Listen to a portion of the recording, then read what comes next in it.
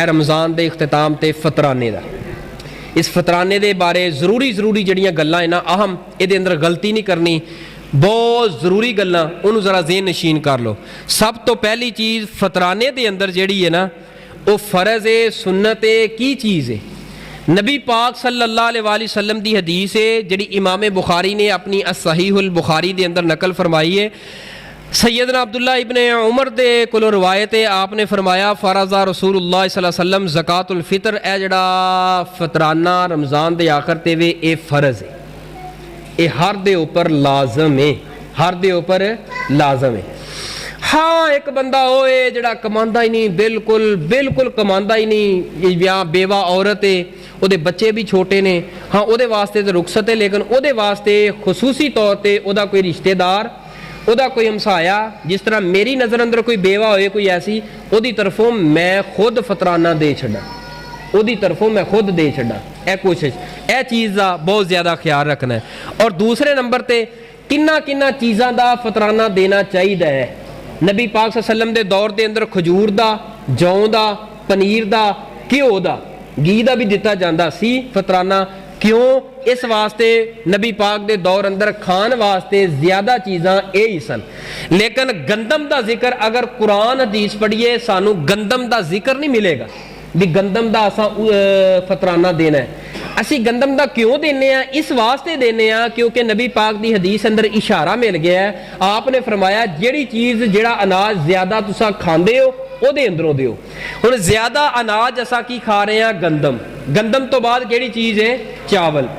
लेकिन असा ना ए माहौल बना लिया सिर्फ और सिर्फ गंदम दे उपर मुकय्यद कर दी है बात, लेकिन चावल नहीं। कोशिश करो अगर हिम्मत अल्लाह ने दी है चावल का भी कड्डो। हुण असा फतराना देना किन्ना है? ये सी एक सा, उस वक्त का पैमाना सी एक सा। अगर एक सा नूं असा अपने पैमाने और वट्टे और वजन अंदर डालीए वो बनता है 2.5 किलो।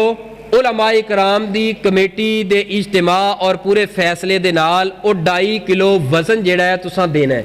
आया कि वो 2.5 किलो वजन ही देवांगे या उसकी कीमत बना के? हाँ अगर शहर अंदर किसी को गंदम नहीं, अनाज वो नहीं, वो उसकी कीमत बना ले कि गंदम का साडा हुण इस वक्त गौरमेंट का रेट की है, चावल का गौरमेंट का मन का रेट की है, किलो बना के उहदे ओने पैसे बना के उन्होंने उसका फतराना कढ़िया जाए। हुण फतराना जिहड़ा है वो देना किस किस दा है? घर दे अंदर जितने भी फर्द मौजूद ने, वो छोटे ने बड़े ने। अगर बच्चा रात नूं पैदा हो गया है उस बच्चे का भी फतराना अदा करना पएगा। अगर मेहमान आ गया उसका भी अदा करना पएगा।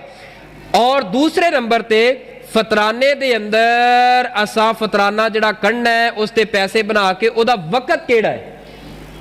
यह बड़ा बहुत बड़ा मुकालता है। आया कि असा हुण कढ़ सकते हैं? नहीं। पहले दूसरे इशरे अंदर फतराना बिल्कुल देना जायज़ नहीं दीन इस्लाम दे अंदर। अलबत्ता नबी पाक सल्लम दा अंदाज, सहाबा दा तरीका कुरान दी इसके अंदरों ये मिलता है। सहीहुल बुखारी अंदरों सहाबा फरमाते ने नबी पाक सल्लम जिस वक्त ईद पढ़ाते सन, ईद पढ़ाने तो पहले चंद नज़र आने तो पहले ईद दा और ईद पढ़न तो पहले असी दे छड़दे सा। इस तो बाद सैयदना अब्दुल्ला इब्ने उमर दे कोलों सवाल किया गया कि केड़ा वक्त है जिहड़ा फतराना दिता जाए। सैयदना अब्दुल्ला इब्ने उमर ने फरमाया जिस वक्त आमिलीन फतराना लैन वाले लोग बैठ जान, उस वक्त कुछ लोगों की तंजीम हुंदी सी, वो बैठ जाती सी, फतराना उन्होंने दिता जाता सी। अर्ज की गई ए अमीरुल मोमिनीन किस वक्त तो बैठते हैं? फरमाया ईद तो 1-2 दिन पहले।